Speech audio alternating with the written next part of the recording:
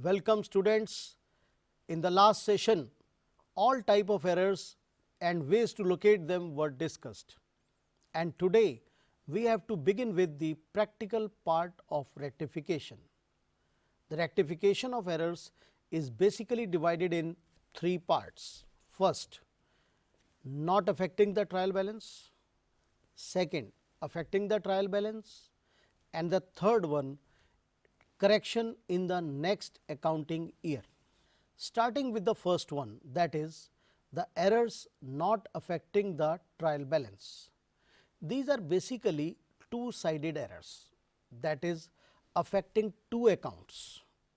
For example, error of principal, compensating error, complete omission, recording correct amount on the correct side but in a wrong account, like Ram and Sham. All these errors affect two accounts in the opposite manner with the same amount, but both on debit and credit. That is why the trial is always tallied. Now, procedure of rectification is very simple. We have to look for and correct the error like this. Point number 1. If debit is less, debit more. Second, if credit is less, credit more.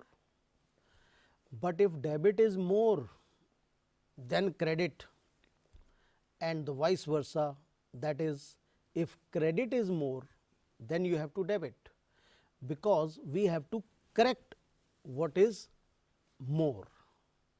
Practically, we have to think about the right entry first in our mind, so as to be very clear as to what is the right entry, where we have to reach, and then we have to see what we have done, that is the wrong entry.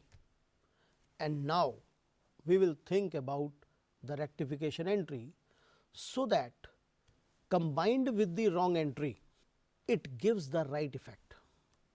To take an example, if purchase of say furniture recorded as purchase, now what is the right entry? Furniture debit and cash credit. But what you have done?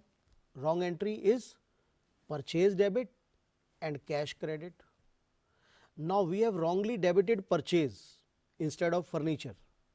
Now in order to rectify, we will now debit furniture and credit purchase.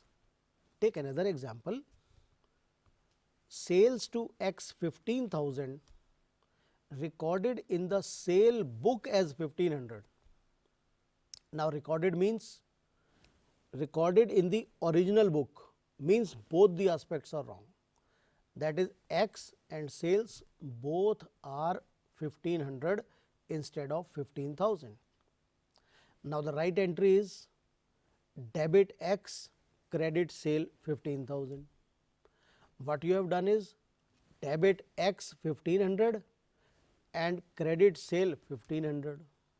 Both the aspects are less, so you put one more entry, debit X and credit sale both by 13,500. So the wrong entry mixed with the rectification entry gives you the right effect. 1500 plus 13,500 is equal to 15,000, right. Take another example of double sided error. Salary paid to Ram 5,000 debited to Ram account. Now what is the right entry? Salary account debit and cash account credit. But what you have done is Ram account debit and cash account credit. So it means it should have been debited to salary account, but you have wrongly debited to Ram account. Now how to rectify it? Now debit salary, credit Ram. Now Ram debit was wrong, so credit it, and you have not debited salary, debit it. The entry is corrected, rectified. Another important example in this series is credit purchase 5,000 from Sonu taken as credit sales Oh, you have taken sales which was actually purchase. So it means you have recorded in sales book instead of purchase book.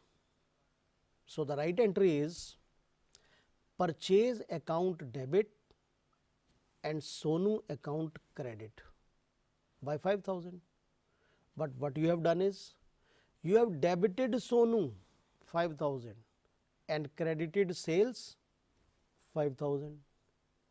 Now the rectification entry will be, we will debit purchase and debit sales by 5,000 each, and then we will credit Sonu by 10,000. This way the wrong debit to Sonu 5,000 is rectified and 5,000 credit to Sonu which is required is there, and the wrong credit to the sale is also rectified by putting it in debit, and purchase so we have to debit. So please see, purchase debit 5,000, sales debit 5,000 and credit Sonu 10,000.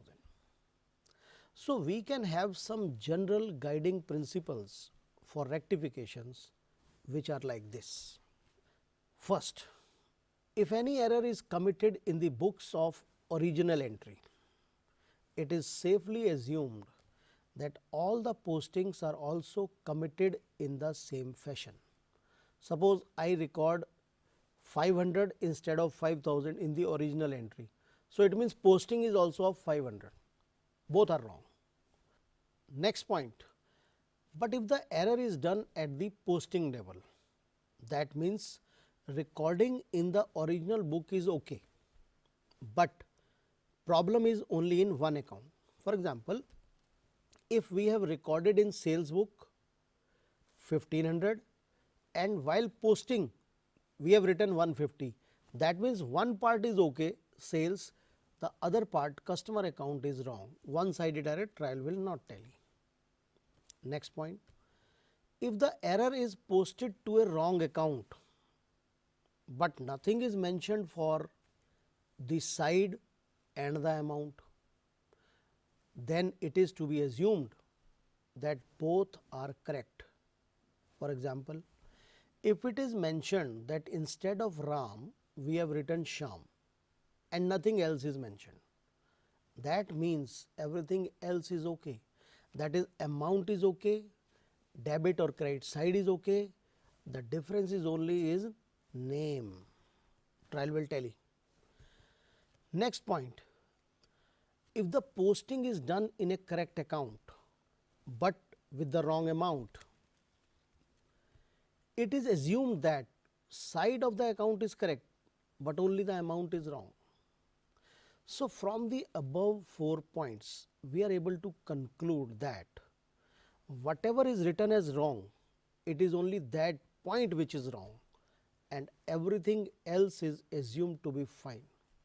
Some more points are also there, but we will come to them in the next session so that you are able to grasp these points first. Let us check what we have understood till now by way of few entries. Entry number 1, repair of second hand plant 2500 charge to repairs. Now the right entry in this case is plant debit and cash credit, because when you purchase a second hand plant, till the time you use it, whatever expenses you are doing, it has to be capitalized and written in the plant account, not to the repair account. So the right entry is plant debit, cash credit. But what we have done is we have debited repairs and credited cash. Now cash in credit is okay. So what we have to do is debit plant and credit repairs so that it is rectified. Also note that this is an error of principle, because repairs is a revenue expense and you have written it in place of plant, that is capital expense.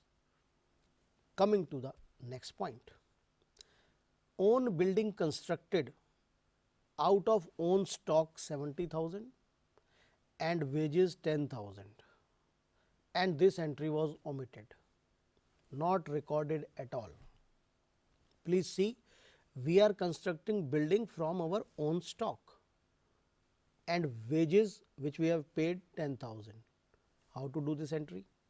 This is a case of full omission where no entry has been passed. So now we will pass an entry. Debit building 80,000 and credit purchase 70,000 and wages 10,000. Why purchase is credit? Because goods are used from our own stock, that is purchases, and wages are credited out of wages paid earlier. When we have paid wages, wages was debit and we are utilizing it in building, so it will be credited, wages account will come down. Next question, goods withdrawn for personal use debited to miscellaneous expense. Now this is also a principal error. In this case, it should have been debited to drawings account, that is personal account, but had been debited to miscellaneous expenses. So now what we will do is, we will rectify it. We will debit drawings and credit miscellaneous expense. I hope it is clear. Let's do some true and false question also with reasoning. First, error of carry forward of the total of purchase journal will affect two sides of the account. These are very tricky questions. Please listen carefully. Errors of carry forward of the total of purchase journal will affect two sides of the account. Answer is false. It will cause difference only in purchase account. Why other account? Because we are just doing the total part wrong of one book. So it is one error, not two sides. Next question. Error of principle is incorrect allocation of expenditure between capital and revenue. Of course, the answer is true, because recording of transaction in an incorrect manner in contravention of the accounting principle is an error of principle. Coming to our next point, error of complete omission. It will be located once a trial is prepared. Oh, the answer is false, because complete omission means no debit, no credit. So how can you get it from the trial? So both sides are equally wrong. Debit is wrong, credit is wrong, but it will tally, and we won't be able to track this error through preparation of trial balance, right? So students, this brings us to the end of today's session, where we studied the practical aspect of double-sided errors. In our next session, we will concentrate on single-sided errors and rectification in next trading period. Two topics, that is single-sided error when there is a suspense account, and rectification in next trading period when we forget to rectify in one period, how to rectify in the next period. That will be the last topic. Till then, happy learning. Thanks.